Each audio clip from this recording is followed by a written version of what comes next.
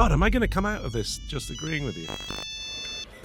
You grew up in Lebanon at the time of the Civil War. A lot of people are concerned about what some people have called the Lebanonization of Europe. Lebanon.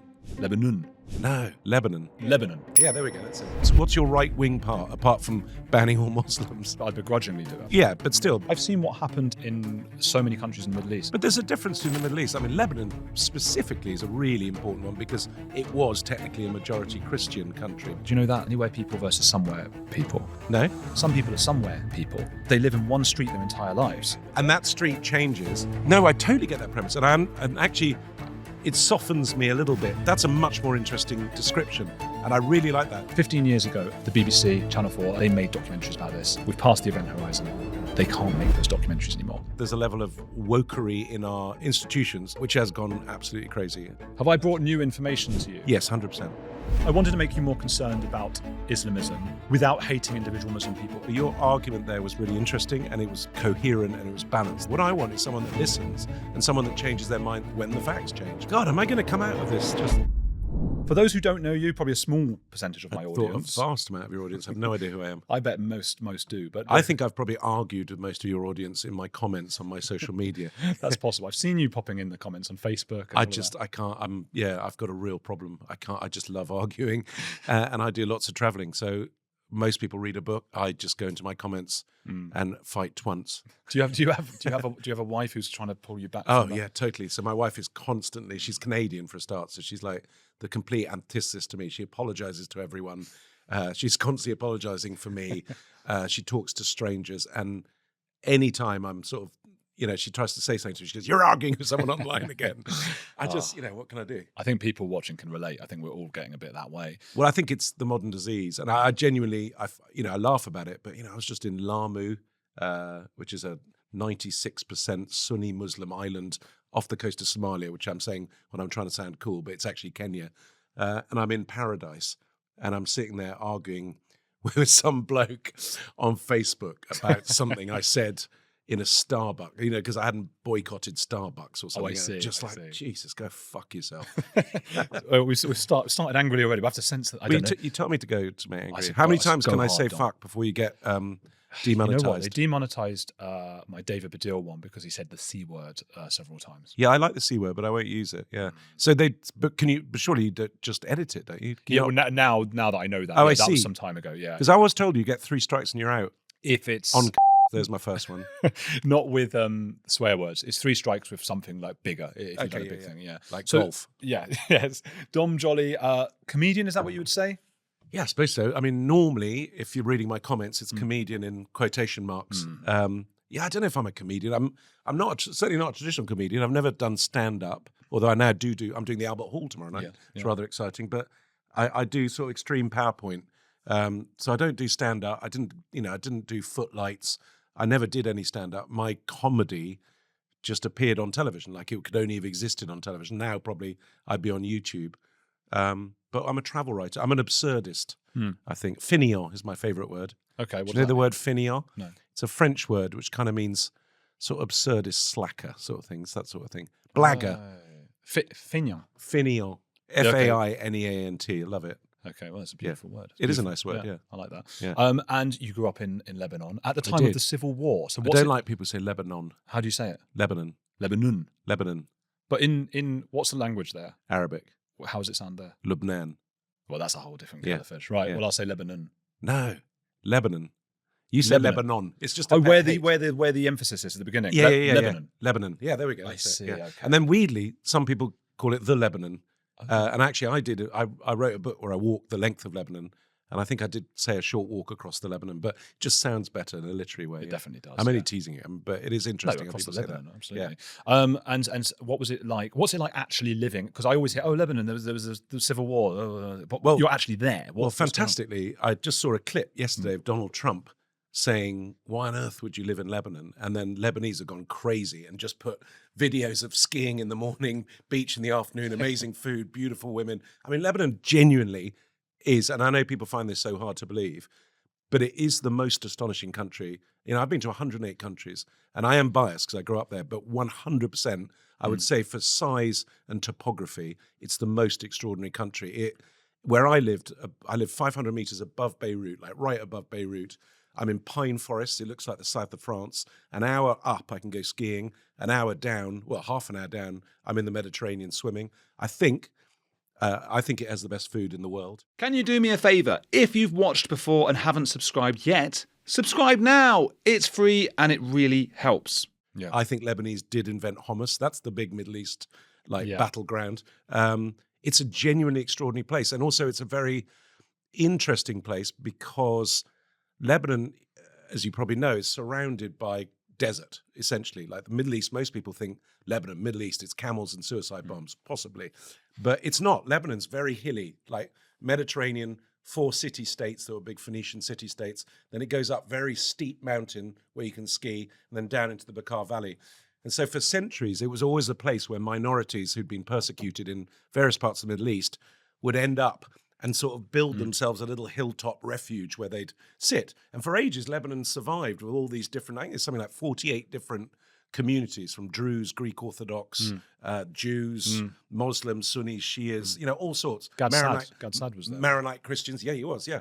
She was, yeah. And Gad, the bloke, yeah. Do you know Gad Saad? Professor Saad? Oh, sorry. No, I completely missed. I thought you were talking about that actress, but Gal Gadot. Gal Gadot. I thought, what was she doing there? Yeah. No, Gad Saad, the professor, lives in Canada now, but he was from Lebanon, and he had to flee during Lebanon. What's his ethnicity then? What's his religion? Jewish. He's Jewish. Yeah, okay, yeah. So there was quite. I remember as a kid, because I was born in '67, so my problem was I was just getting into really enjoying Lebanon when the civil war kicked off in '75, and ever since it's been like that.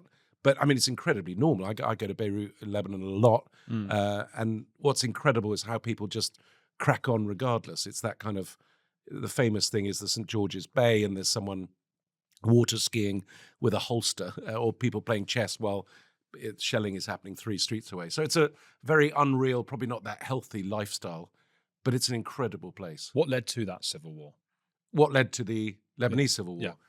Very complicated. I would say mainly the Palestinians in Lebanon, because I think if I go back to the beginning, when Lebanon was declared independent and became a country, there was a census, a population census. And at the time, the Maronite Christians were in the majority.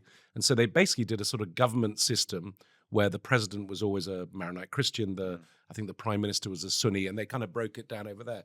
And then no one ever had a census again. Meanwhile, the Shia, who are mainly in the south, had way more children than the Maronites, and I think started to become more populous. And obviously people were a bit unhappy that Maronites were still in charge. And then when the PLO were kicked out of Jordan, they came to Lebanon and they set up Palestinian refugee camps, which also became kind of slight little states within the state, as Hezbollah has.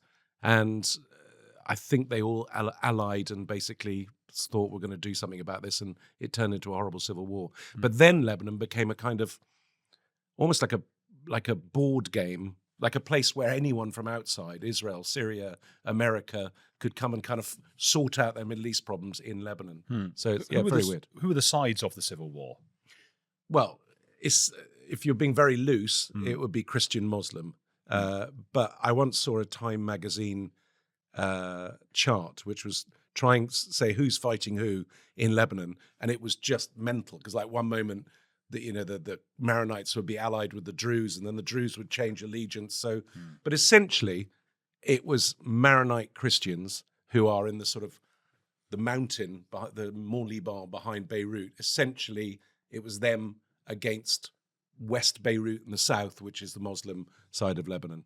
I know a lot of you are planning a trip this year. The real nightmare is landing somewhere and realising you've got no signal, or you've accidentally agreed to sell a kidney in roaming charges. That's why I use Saily. Saily is an app that gives you instant mobile data in over 200 destinations without ridiculous roaming fees. And it's an eSIM, so no physical SIM cards, no queuing at airport phone shops. Download the Saily app, choose how much data you want and for how long. Install the eSIM once, and then when you land, it activates instantly. You're online straight away, maps working, Uber booked, messages sent, and yes, Instagram unlocked. And because you only install it once, next trip you just buy a new plan and switch it back on. I travel a lot for work and honestly found it faster than hotel Wi-Fi. Plus it has built-in ad blocking to save data, 24/7 support, and if your phone isn't compatible, full refund. So before your next trip, download Saily using my link and use code AndrewGold for 15% off. I think a lot of people are concerned about what some people have called the Lebanonization of Europe. Interesting. Lebanon, it doesn't really map because Lebanon, as you say, is actually particularly complicated with that civil war. But people have looked at Egypt with the Coptic Christians and how that became a Muslim country. Iran, Iraq, Afghanistan, these are all examples of that happening. And now across Europe, the Muslim population is rising. So you're worrying about Islamization. I am. And I guess usually I often get people on to sort of who explain the worst of that and why that's going to happen. And I suppose I sort of want you to allay some of my fears because I genuinely am fearful that's going to happen here. How do you feel? What you think? Well, I mean, how do I feel? I think it's an unrealistic thing. I think Islam is quite what's the word? A zealous religion, like in trying to convert people. I mean, maybe more forceful than most. I'm not Muslim. I'm not anything. I mean, I was born Christian, but I believe all wars, all religions are just a waste of time and the source of a lot of problems. But no, I don't think it's going to happen here. I think if you look at the percentage of people in this country that are Muslim, I mean, if you look at one of my big bugbears at the moment is going online as usual and saying I'm off to London, and someone goes, "Oh, London, you'll be stabbed." It's Londonistan, Khan, it's fallen, all that stuff. I just don't think it has. I think 6% of the population is Muslims in London. Is the last census, but London's much more, but the city is much larger. But the last census was 5 years ago. We've had millions in since then. I think it would be more like 10, 11, 12% would be more. What? Islam Muslims in the UK. Okay, and that worries you? Well, in all of those countries we talked about, as a Jew, I mean, given the history, get that. But it's not all Muslims. You'd have to agree that. Of course not. We're talking about extremes. I mean, I get Muslims on here who are as worried as I am about it because I'm definitely worried. I mean, if we're going to talk about the extreme, I mean, if we're talking about all of Islam, I'm not worried about it. If we're talking about extreme Islamism, I think it's an appalling, hideous thing. But I'm an anti-extremist, which is a very boring thing for you on here. I'm a centrist. I'm anti all extremes, but I'm definitely anti extreme Islam. But I'm not quite sure who isn't, apart from people that are extreme. Well, I guess it's Islamists. It's probably then.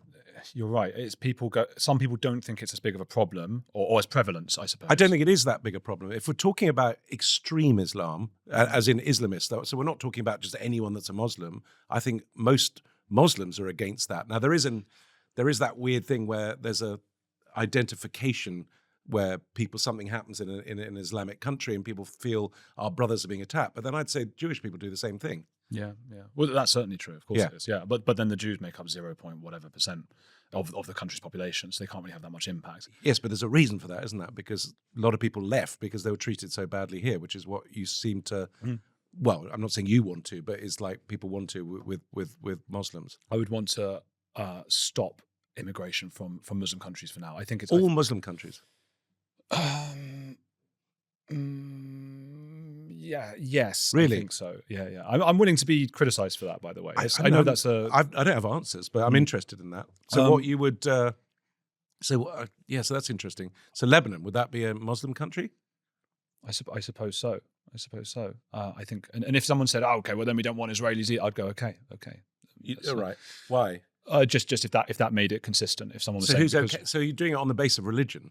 I think so. Yeah, belief systems. Belief systems. I'd ban anyone religious coming here. Okay. I don't mind that. I mean, because I think extreme Christians are just as bad, if not worse, because they're hypocritical.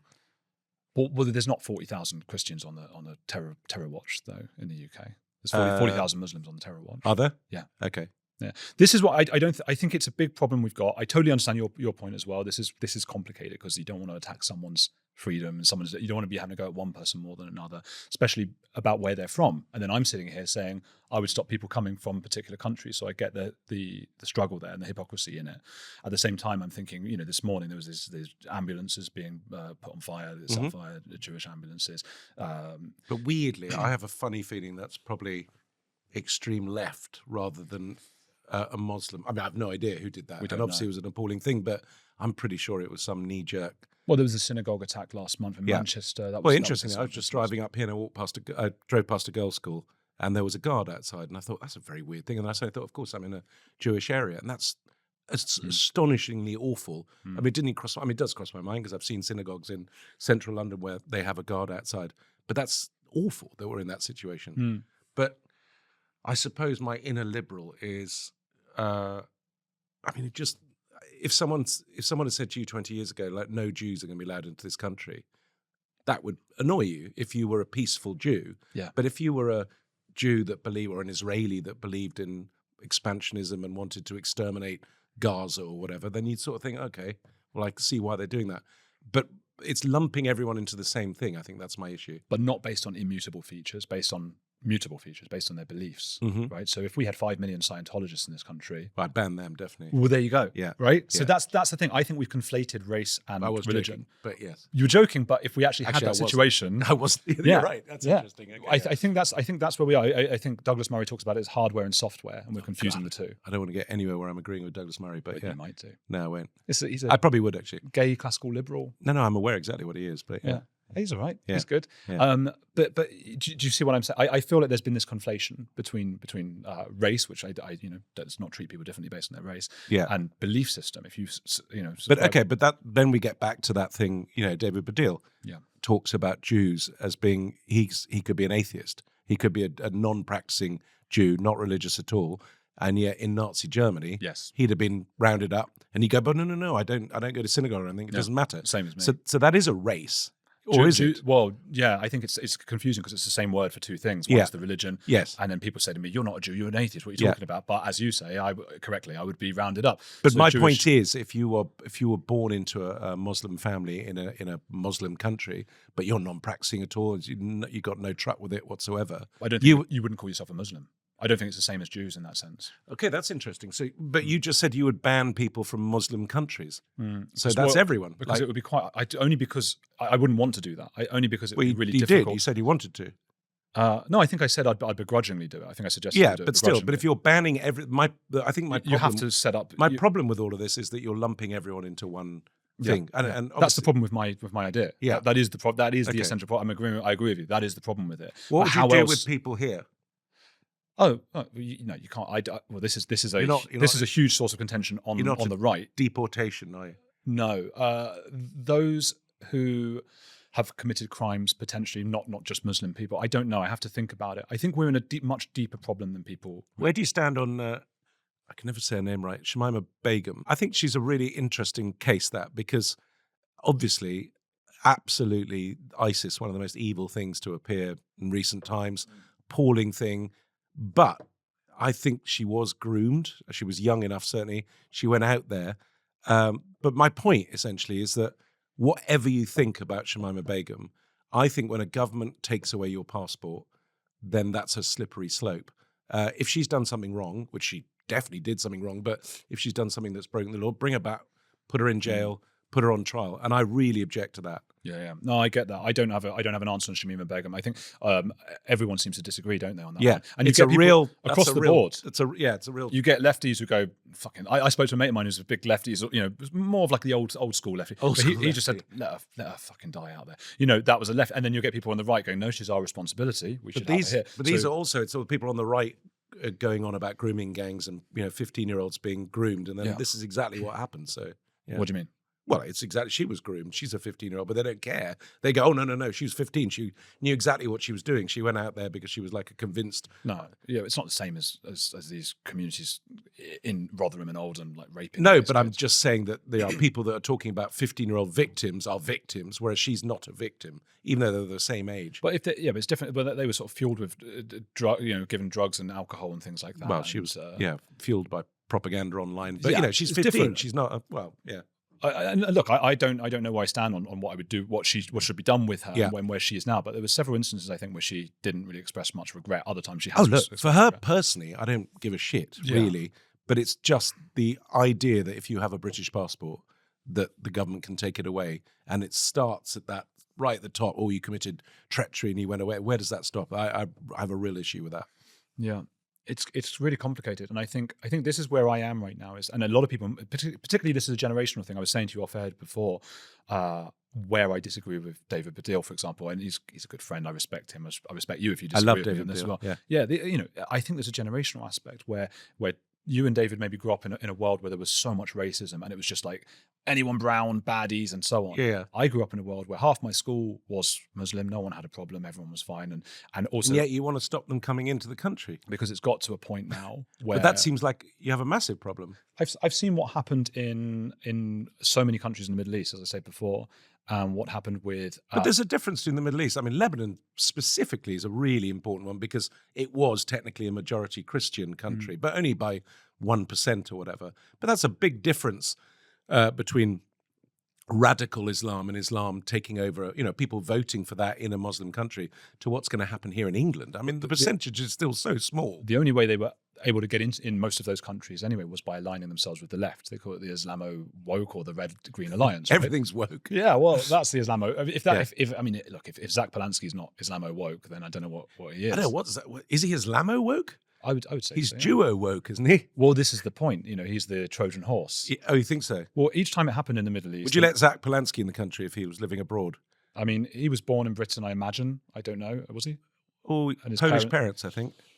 Then I don't know. Yeah, I don't know. I don't know. This is really hard because I consider myself a liberal, right? In terms of anything from abortion to veganism to gay rights. So backtrack one sec then. So and I'm really not. It's an interesting discussion. Yeah, you want to interrogate my. Yeah. The idea that you would stop immigration from a certain number of named Muslim countries, right? Yeah.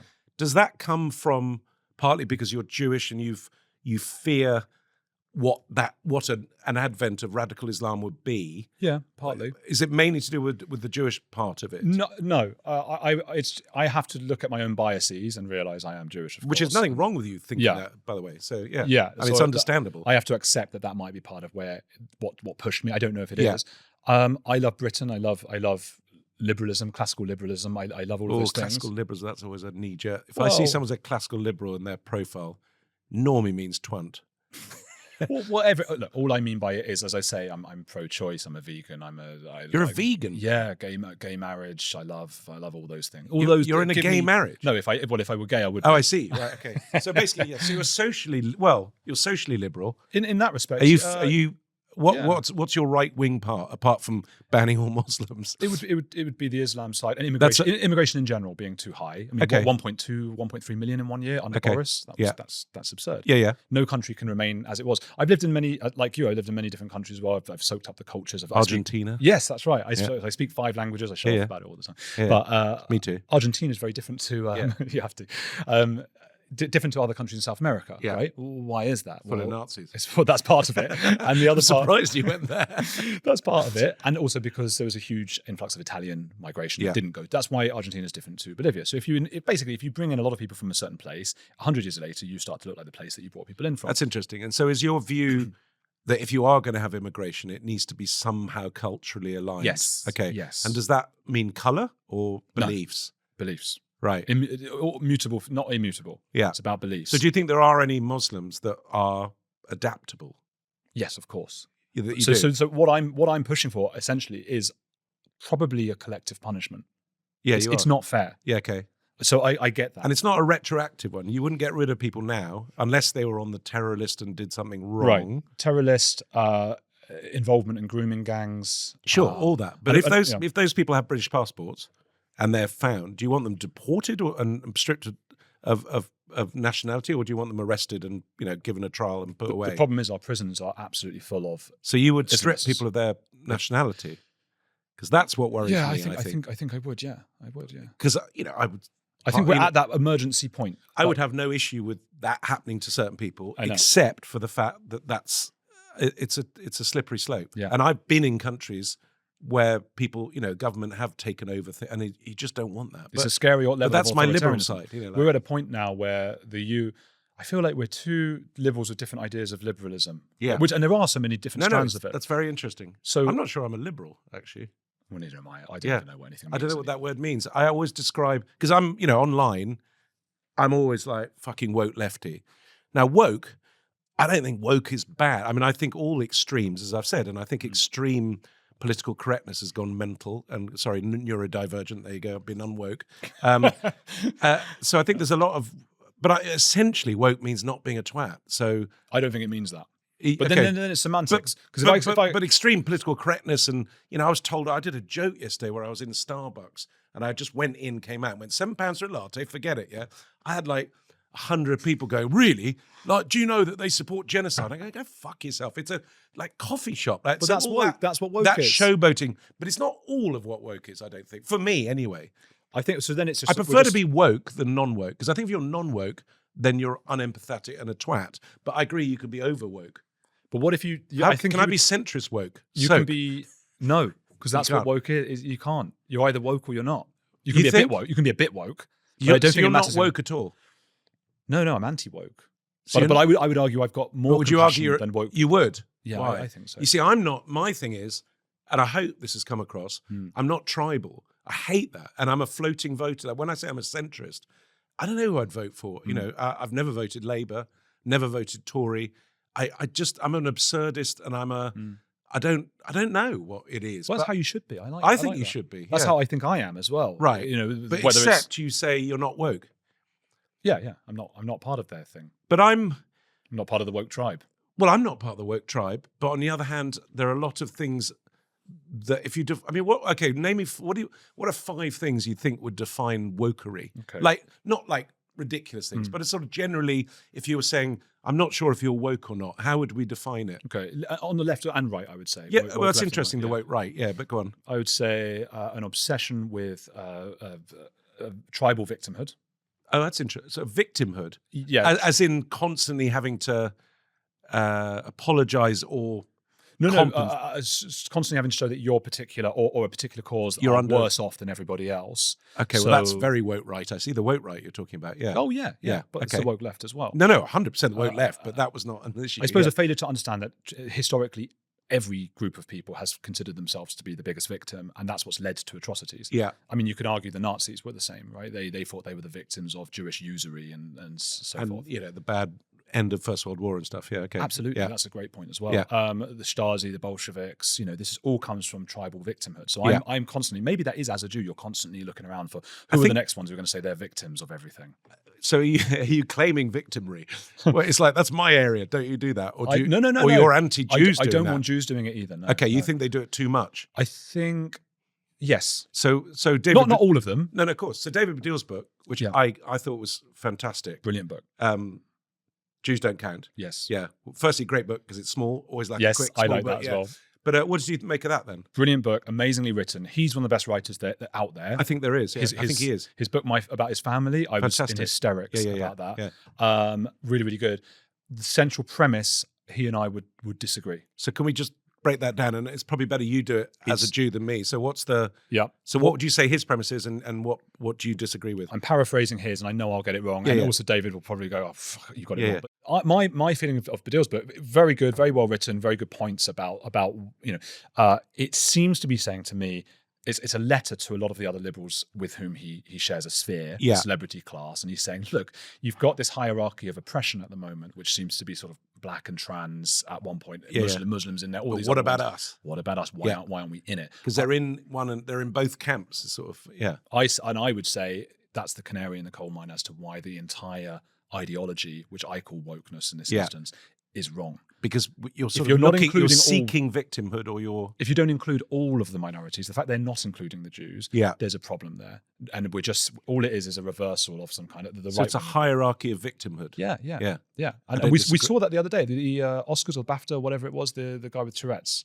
Oh yeah. He said the N-word. Yeah. And he was the one who got criticism. From a lot of woke communities. So that was a case of the hierarchy where black people were positioned above disabled people. Right. So this is a problem. But what if you're a disabled racist? If you're a disabled racist, I'm not saying he is, but it's a fantastic excuse to say what you want. Isn't it? Yeah. There was that episode, the South Park episode. Yeah. Did you see that? Yeah. That's what they were implying. I think once you start comparing, it's a lovely. But it was idea. very odd as well that you're giving an award to a film about mental disability, and then when that meant the person who the film is about demonstrates his mental disability, he's a racist. But yes. Also, no, look, wokery, that whole, what used to be called lovies, and this is what's interesting as well.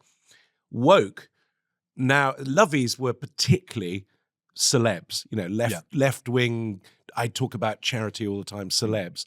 That sort of molded with wokery into a sort of broader left thing. But what happened to lovies? I'm upset now. There's no lovies. Yeah, what's the difference then? Well, I think that lovies were specifically famous people. Emma Thompson. Kate Winslet. It was, constantly telling you how ordinary they were, and they love sausages and mash. And I do a lot of charity work, that sort of stuff, while flying around in a jet or whatever. It's that sort of thing. I think woke or the wokerati broadened out from just celebrity to kind of the Greta Thunbergs to the whole thing. Yeah. In fact, God, I'm starting to hate woke now. Maybe I think you're on board. I think, again, it's semantics. Listen, I'm totally on board, but this is what annoys me because, and again, we were talking about this show. Online is all about, my wife would so disagree with this, but I think I'm very nuanced, and I would like to, not a nonce, nuance, and I would like to, listen to people as I am here. Yeah. I kind of thought I'd disagree with you more than I did, but no, I think, and I love the fact that we're having this conversation, and I can agree or disagree with you, and I'm really interested in your ideas. Yeah. I think the nightmare, even on this show, although this show does it, is that to promote this show, you're going to have to show the stupidest thing I say, which is no, be very that's easy. Not, that's or, not, or just the most extreme, like the most extreme, yes, something shocking, basically. And I think that's the nightmare because online, I find myself, if I have a choice online between the reform thuggerati and the left wokerati, I'm going to go. Because you don't have a choice. You can't be in the middle. It doesn't happen online because the whole thing is constructed around polarizing you in conflict. If I have to choose, I'll go with the wokerati, but kicking and screaming because I almost don't agree. I'd go the other way. Yeah, you would, but I just can't because I think they're so awful. But on the other hand, at least they're openly awful. But what are some of the things, and I want to interrogate that, what are some of the things about, because reform, I should just say, in the online social sphere, reform is seen as Tory light. They are now seen... Well, reform are a bunch of failed, corrupt Tories with a sprinkling of grifters and a couple of racists. I mean, that's they're now seen as quite centrist. Yeah, no, that's what's terrible. Because Restore and Rupert Lowe is... Yes, Rupert Lowe's a one-man twant. I mean, it's like, I don't think Rupert Lowe is just like some mad great uncle you meet in the pub in the Cotswolds who's drunk a bottle of gin. I mean, who cares what Rupert Lowe thinks? Okay, so I've got a theory as to why your side and that's, or the two it's sides. It's not my side. Don't you dare. Because it's not my side. You're right. Because literally, I spend my whole time online, people going fucking woke lefty. And I go, everyone who doesn't agree with reform or more right is a woke lefty. I am not woke, and I'm certainly not a lefty. Let's move past woke. I think I can get into your view, not your side, your view, and where they're talking past each other. I think I'm socially more left wing and fiscally and probably geopolitically slightly more right. But I'm a centrist. You are the anywhere versus somewhere. Do you know that? The what? Anywhere, anyone. What is it? Anywhere people versus somewhere people. No, this is really interesting. Oh, I like that. David Goodhart came up with this. It's really interesting, and you would be hang on, somewhere, anywhere. Have I got this right? I better get this right. You would be an anywhere person, as would I. And an anywhere person is someone who, yes, is of a place, maybe was born somewhere, or went to school somewhere, and so on. But ultimately, if things went to shit or whatever, they could go somewhere else. You're a nomad to an extent. Yeah, we're international. Yeah, we're part of the international class. We're international global elite. In some respects.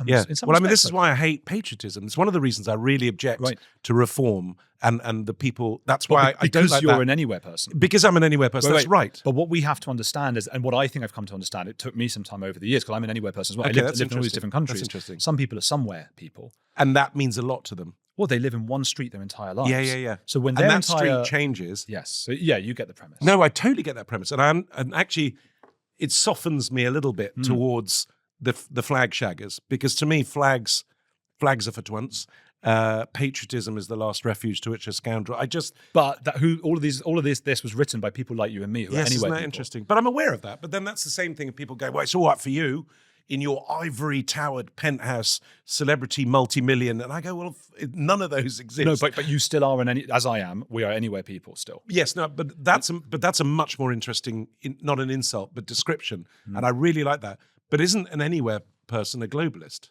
Essentially, yeah. Essentially. But a globalist, I would say, means that's about your ideology, whereas maybe an anywhere person is about your capability. So an anywhere person means that you can fit in anywhere. You're happy to float. You can float. I'm a floater. It wouldn't be something. It might even be okay. You have the finances, but maybe not. I don't think that necessarily has to be part of it. You know, I sometimes have the finances. So I'm up and down. It depends on the day. Exactly. But yeah, I could if I had to go. And my watch is arguing now. Oh, good. Shut up. If I had to, if you and I had to go watch. and live in France, we could probably get I'd quite love quickly to. adapt. Did you vote Brexit? I did not. Good. I did not, but I probably would now. What? Yeah. Well, now? Why? Because Because it's been such a success. I just spent a weekend. No, it was a protest vote about immigration. Like I said, 1.2 million people in a year. I mean, you can admit that's absurd. Totally understand. Yes, but to protest vote on the one thing that's non-changeable and has fucked our country. I mean, that's the last. I was trying to remember. I was trying to remember the last time I thought Britain was great, and it was the Olympics, 2012. Yeah, I think. We've had millions of people from other countries since then, and it's no You think longer that's great. the issue? That's one of the issues. Yeah, One of the issues. Well, possibly. These things push each other up, don't they? Yeah, So yeah. more people, and then more people become more right wing, and so on. And each person. I certainly think Britain is sort of condensed, and therefore as a place with a lot of immigration is tricky. But I just that idea that if we just stop immigration, if foreigners start the base idea, which is kind of what it gets needled down to people, that if we just got rid of foreigners, everything would be all right. No, I don't think that's the case. Well, that's the ideal. That's the utopia. That's it's nonsense. It's not ideal. The utopian idea of if we could just do this, everything would be great. Of course, it wouldn't. Life's not great. No, it isn't. When has life ever been great anywhere? Like really great for everyone anywhere. So it can't be. But I think it's not just about what's happened so far. It's about what's going to continue to happen. Half of London is not British born now. So at what point, like the bicycle idea, at what point is it no longer really Britain? At what point do we start to resemble the places that these people have come from, which in and of themselves might be lovely places, but they're not Britain. Well, I'm an anywhere person, so I don't give a shit. I love London. That's the problem. I prefer London now than I think I would have done 40 years ago. Yeah, but a lot of people from London don't, because they're not anywhere people. They're somewhere people. That's fine, but I'm an anywhere person. But you spoke about the woke having more compassion and empathy. Yeah. So don't we have to have compassion and empathy for the somewhere people? And I hope I've just shown that I did, because it didn't cross my mind that description of them is really interesting. And yes, I do have empathy to an extent, but I'm also just like, that's, I don't think it's doing them damage. It might be like, oh, I'm upset because things change, but things do change. Everything changes. I mean, attitudes have changed, like clothing's changed. Not like this. We've had more people since Blair come into this country than we have since the Battle of Hastings. Right. And that's a huge change to a country. It's unprecedented. It can't. Let me put it this way then. Do you know that? Can you imagine the percentage of people in Pakistan, for example, where we get a lot of our immigration from, who have unfavorable views of Jews? In Pakistan? Yeah, Pakistani people. Oh, I'd say probably 80%. Yeah, it's 99%. That's Is it? Pew Research. Who right? are the 1%? I don't know. It must be Jews like hiding out. I like them. Yeah. They're all right with me. Yeah. Anyway, 99%, right? So if you're a Jewish person living in this country, I've moved from the somewhere people, I'm now talking about the Jews. If you're a Jewish person living in this country, you're looking around, you're going, every year we're bringing in up to 1 million people from countries like that, where they are highly likely to be unfavorable of Jews. Yeah. They don't change when they land in the country. Yeah. So that's becoming increasingly dangerous. That's interesting. I mean, definitely your Jewish heritage is definitely like, that makes you a lot more worried about it than me. And that's totally fair enough. A lot of gay people are worried. Yes. Yeah. A lot of women are worried. It's going to start to change. Okay. I think it's just maths. If you bring in enough people, and now they're talking about blasphemy laws blasphemy. There was the guy. But are we talking about Sharia law? All this stuff I'm constantly told, we're under Sharia law. We're not under Sharia law. The man who burnt the Quran.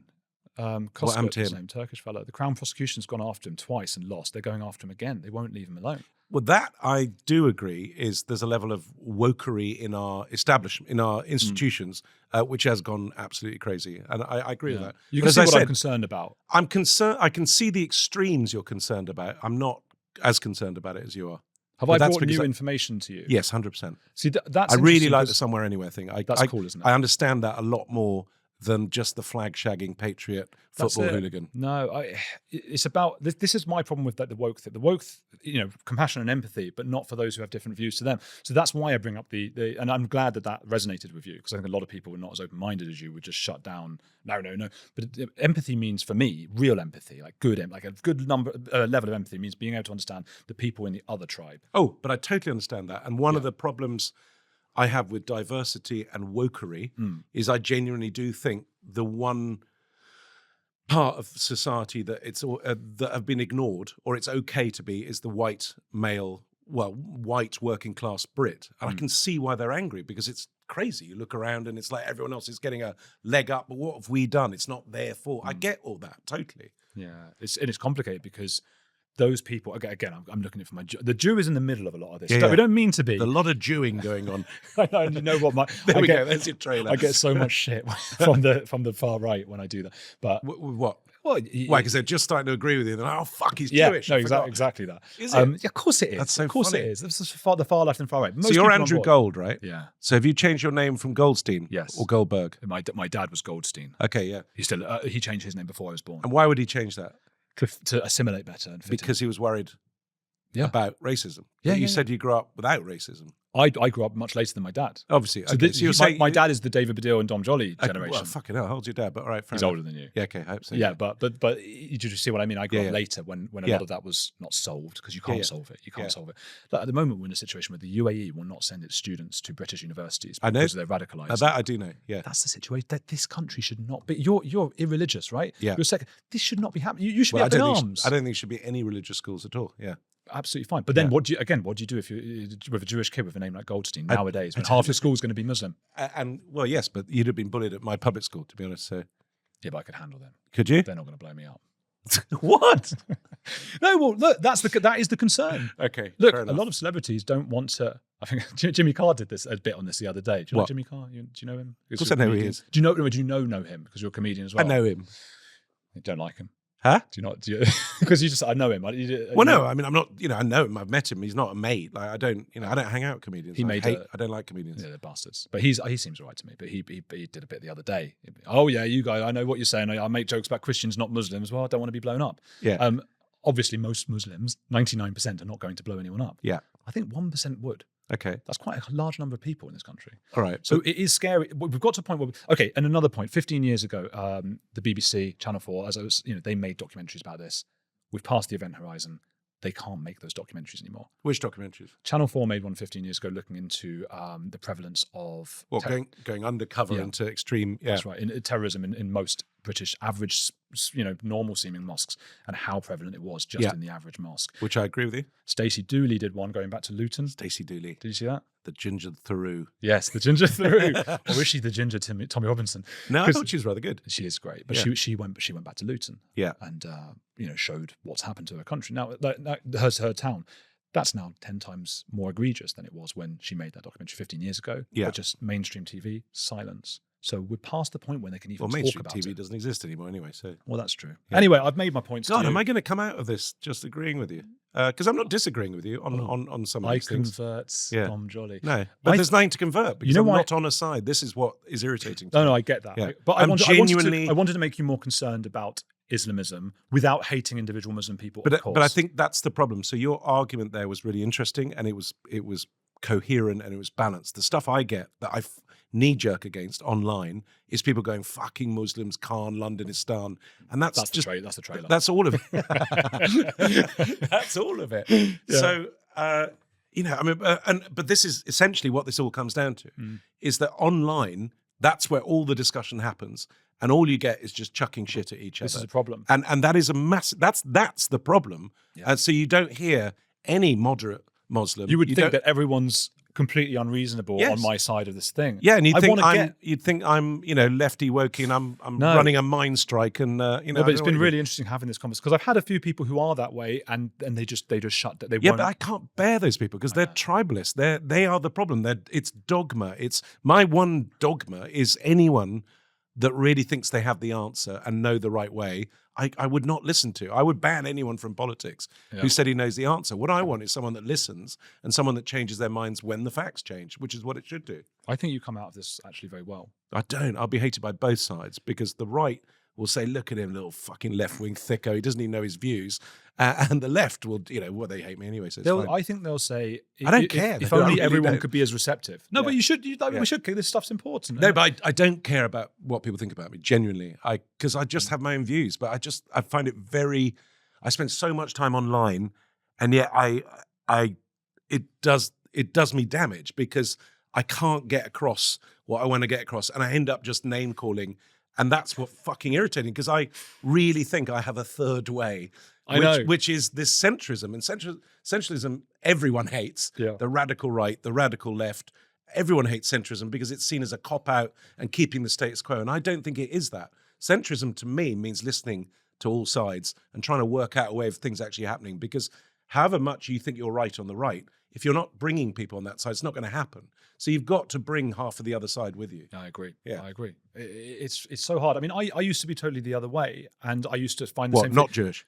I was not Jewish. And not Jewish and the communist. And was well endowed. And, Yeah. and now it's all gone the opposite. What do you mean you used to be the other way? I think most people who where I am politically started in one particular place. Yeah, but this is that thing, isn't it? Like when you were young, you're supposed to be left-wing. I mean, it's that awful woman. It's that awful woman that married Nick Candy. Holly Valance. Yeah, she's lovely. Oh, come on. Cool. But she said that thing, like when What's you were young. What's awful about her? Well, what's her? So she's like, as though she's done something extraordinary. She married a billionaire. Made a great song. Oh, fuck off. So I'd go massive. Wow. If I married a billionaire, I'd probably go right-wing. But, don't pretend it's like off your own back. I mean, they're just that irritating. But what I would say to you is you've had this time with me now, and I think you've seen there is a more nuanced look on some of that, because I would vote Reform. So in that sense, although I wouldn't align myself with any political party, I'm the Reform voice here. But you see, that's really interesting because, again, I got to a stage when I was in America, I was going around America a lot for a book, and that was really weird because you'd find people you really liked, got on with, and then you'd suddenly think, oh, I haven't asked the question. Like, do you like Trump? And I found it very difficult to like people that voted for Trump because I just think Trump is beyond the pale. With Reform, it's interesting. I have friends, a lot of friends actually, in the Cotswolds, and I don't live in the Cotswolds actually. I live in Cheltenham, which is not in the Cotswolds, but whatever. It's a celebrity cliche.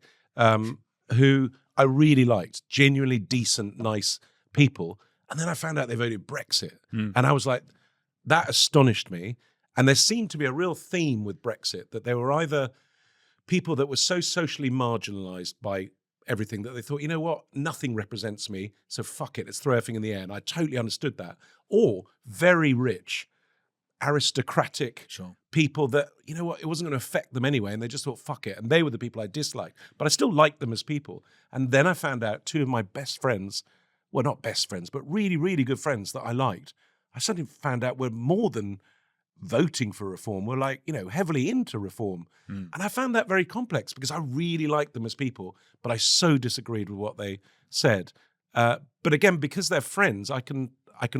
So, but online you don't get that. And I think this is if I'm going to do something, I'm going to take away. I never have these sort of conversations, and I think we need these sort of conversations because I think this is exactly what it's about. So do I. And I look with the Brexit thing. I voted the other way actually, but I would now vote Brexit. And I just spent a week in Hungary. Hungary's at the edge of the EU, and I went to the Serbian border to have a look at what they're doing there. And they have got a 200-mile. I've got that wrong, but it's lots of miles fence, like mad security fence there. So they built the wall. What Trump said he was going to. They built the wall. And every day they have to stop. Usually Muslim men of fighting age. Those are the people trying to get through. They come with a big ladder and they carry a second ladder up to try and throw it down, and they get big fights with the Hungarian. Well, they're fighting age, so they would. Yeah, they would. Yeah. As soon as they're no longer fighting age, they can't hold those ladders. Yeah. And so, anyway, the point being, the EU not only doesn't support and fund them to stop, at the frontier of the EU for these people getting in, they don't allow it in their rules. And so they fine Hungary 1 million euros every single day because they have this patrol stopping people getting in. But on the other hand, Brexit didn't stop, what you call this massive migration. But they weren't listened to. So what else could they do? They weren't, time and time again. The people, the somewhere people whose lives are changing beyond recognition. They don't recognize their own streets anymore. Yeah, no, I get that. I think that's a really good somewhere. I will take that away. Again, though, just the idea of of coming in any sympathy with someone like Orban is just an anathema to We'd me. have to speak to him. I haven't spoken to. I met. I would like to speak to him. Yeah. I met him briefly. I don't think it's going to happen, but we'll see. I met him very briefly. I said hello, but that Hello, was it. and he said, Yeah. "Get out, you're fighting age." Yeah, but like maybe this is what I'm trying to come to terms with, is that maybe I see myself as a liberal. I've got all these wishy-washy views, like the veganism, whatever, that I know some of my own. But why would you audience say don't like. wishy-washy there? That's so They funny. will see. I'm Okay, I'm- yeah. I'm You mean you're projecting. not a classic righty because you've got No. those weird. They hate it. You got woke tendencies. They hate it. Konstantin Kissinger, you know him, trigonometry? Yeah. He called me a nonce. Because I was next to him, and the last thing that I wanted was for anyone to, I never want anyone to realise, so I'm just like saying to the waiter, like, yo, I'm Yeah. vegan. And we got to this thing, and I didn't know Konstantin well at this point. Now we're quite friendly, but at the time, Yeah. I was like, oh God, is this very important? I've got to impress him. Yeah. And we get to this dinner, and it's a big sign going vegan on my plate. Yeah. What? Nonce. He's going, what the hell is this? I was like, must be I the don't know. It wrong- must be some terrible mistake. Yeah. Some woke Yeah. bastard was Give me there, that yeah. chicken.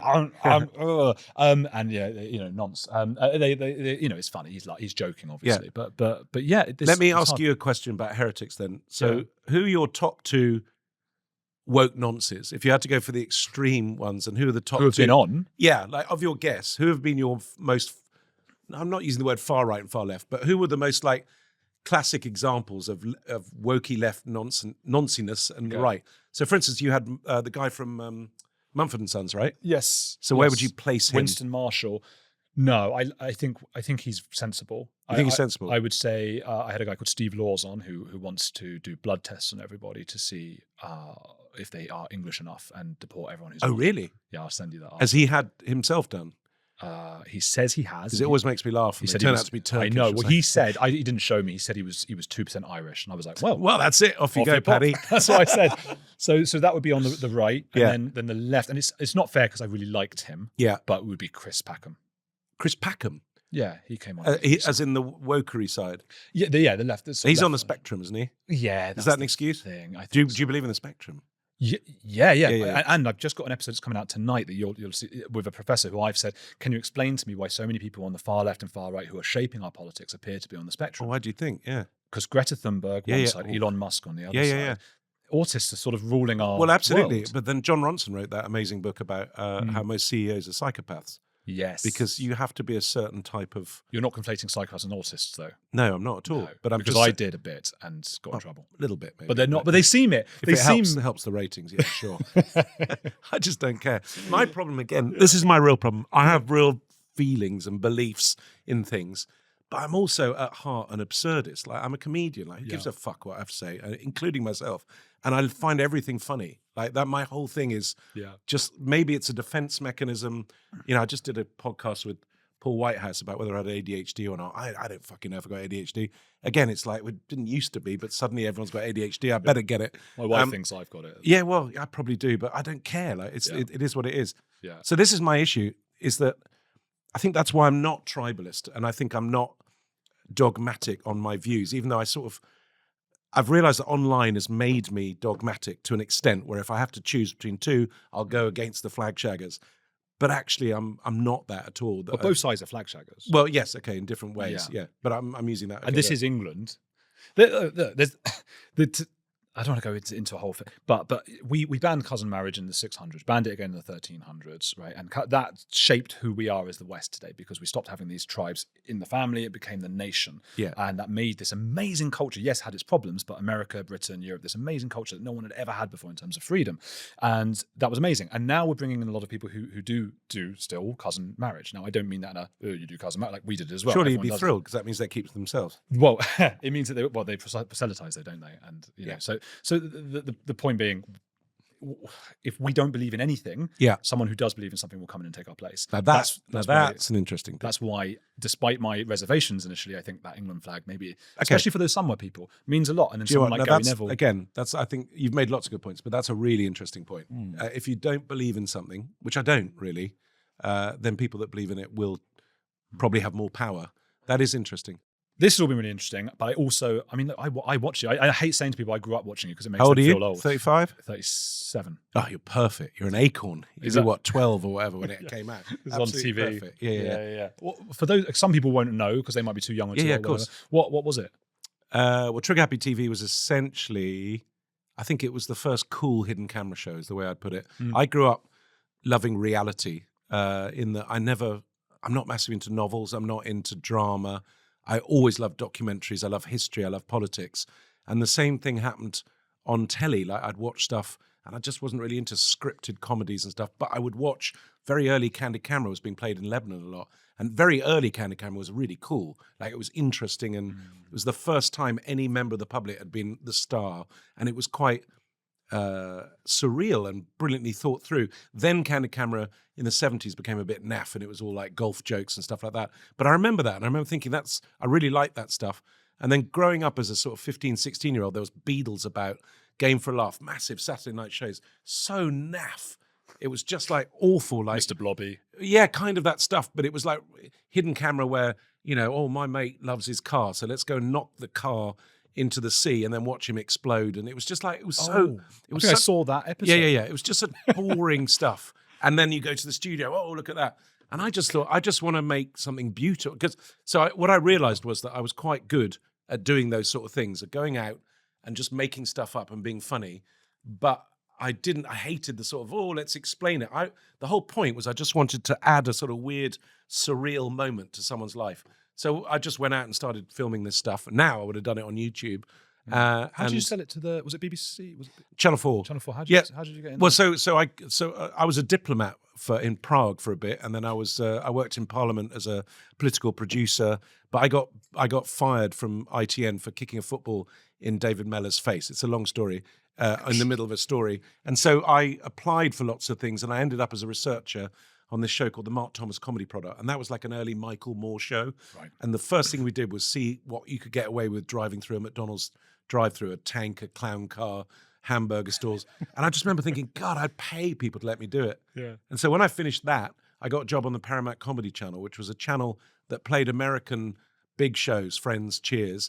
But in between, they just did little things at the time, Sacha Baron Cohen was there, Simon Pegg was there, Lee Francis was there, the Peep Show people were there. Everyone was there. It was so weird, like in this office. And so I started taking on Cool Britannia. I was putting Millennium Domes in Peter Mandelson's garden. I was onto him very early. Bloody hell. First thing I ever did was follow Peter Mandelson around because he was known as the Prince of Darkness. Yes. And we all dressed up as I was a vampire and there was the devil, and we got our own paparazzi and we just followed him around with signs as though he had the fan club. And we got on the front page of The Guardian. That was the moment where I thought, I'm doing quite well here. Did you know about Mandelson's Epsteinery? No, because that was way before that. But I mean, I always knew that Mandelson was a wrong one. I mean, just 100%. It was before my time. Suddenly he's come back in the picture the last few years, but I was too young really. Well, he's gone through 3 stages of sort of shame, really. Like he keeps getting fired. But essentially, what I was doing was satire, and I was taking the piss out of the government and stuff I liked, and I wanted to show everyone how smart I was. And then Channel 4 saw the stuff we were doing and said, we'd really like to make a show with you, but we've just finished making Brass Eye with Chris Morris. Oh, wow. Yeah. And she just said, I've been in court for ages and all this stuff. Is there any way you could make what you do, but just don't make it about politics. Just make it funny. And that was the most liberating thing that ever happened to me, because otherwise I would have been trying to show you how smart I was and let's take the government down. And actually, it was like the only rule in Trigger Happy was just make it funny. And I laughed for 3 years solid. It was just me and Sam making it, and we just made ourselves laugh all the time. I mean, you had this beautiful music. Yeah, well, so the music was a massive part of it. So again, I hated canned laughter. I hated filler and stuff. And so really, Trigger Happy, we filmed for 6 months, and then we went to an edit, and I sat in the edit for 3-4 months. And the music to me was more important than the comedy almost. And I'd extend a joke. So I'd find the bit of music I wanted, put it on, and then extend the joke so it fitted, whereas normally you do it the other way round. So yeah, it was massive, and it went huge, sold it to 80 countries, and it opened the doors for everything that's happened since. So I love Trigger Happy. And weirdly, it's 25 years ago since it happened, and I got together with Sam, who I made Trigger Happy with, at the end of last year, and we did 4 massive shows, live shows, which I didn't think would work, but they were brilliant. They were so good. We had dogs fighting in the audience and posh tigers arriving, and we filmed new stuff, which is what makes it really interesting. Because people were saying, you couldn't do it now, you'd be stabbed, it's too woke. And so we did film new stuff, and it works really well. And so on the top of that, when I'm now doing a 100-date tour of it, and it's more than nostalgia. So if you love Trig Happy, you'll love it. Oh, great. But it's new stuff and it's really good. It sounds amazing. We'll put a link in the description. Oh, that'd be amazing. Thank you very much. People they like going out and seeing. So I hope. Do they? Yeah. I hope And don't worry, if you're not woke, I'll be okay. If they're still watching at this point, It's for anywhere. What's that distinction? Anywheres and somewheres. Somewhere and anywhere. Yeah. Yeah, People so get it wrong because people say every. That's why I didn't want to say everywhere. People. Yeah. Because I said that too. I never usually get it wrong, but I said to the guy who made the thing up. Oh, really? And I was like, I love your everywhere versus that. And he went, no, it's somewhere. Yeah, it's like when people say to me, I love Phone Jacker. And thank you. Okay, so anywhere and somewhere you can come. You're Yes. fine. I bet some people will come. I bet they will. Who's a heretic you admire? Isn't that interesting? Heretic I admire. Could be anyone. Yeah. I'm Some going to sort of struggle rebel. with this one a little bit. People often say a parent or a family member or who do they say? They all say J.K. Rowling. Oh, God, no. Or, well, that's another debate for another Yeah, day. that's not. The three things that I normally, even I stay off online because it's just insane, is trans, Palestine, Israel, and Paul McCartney, and cyclists. Paul died, didn't he? What? In the 1960s. He did. 1966. He died in a road accident. Yeah, It's a big shame, really. Yeah. And they replaced him. They replaced a Macca with a Facca. I can't think of a heretic that I'm going to say, well, it's a weird one, but PJ O'Rourke. I don't know if you're aware of PJ O'Rourke. PJ O'Rourke had the best job in the history of the world, which was he was foreign correspondent for Rolling Stone. Oh, cool. And basically he wrote a book in the 80s called Holidays in Hell, which I totally nicked. And I did my book, The Dark Tourist. And I went off to North Korea and skiing in Iran and weird places. And he did the same thing. But I remember why he was brilliant. And I don't know what really the definition of a heretic is, but he turned up in Lebanon when Lebanon was at its absolute worst, and you'd had every foreign correspondent in the world had lived there and had been embedded and explained. And he literally turned up and wrote a chapter called A Ramble Through the Lebanon. He just landed and walked through Lebanon for a bit, and he wrote this extraordinary, he just got it straight away. So I think he's a heretic in the sense that he was an anti-journalist, and he was a sort of gonzo journalist, and that's kind of what I love. I like that. That's a beautiful heretic. I've got a couple questions for you on my Substack, which I'll explain what that is in a minute. I know what a fucking Substack is. Jesus Christ, how old do you think I am? Yeah, so I'll ask you that. People, that's andrewgoldheretics.com. Please do go along to Dom Joly's amazing event. I'm going to have get some tickets, so I'll have the thing down below. Hit the like and keep watching this channel. Yeah, like, subscribe. Come on, kids. Do it!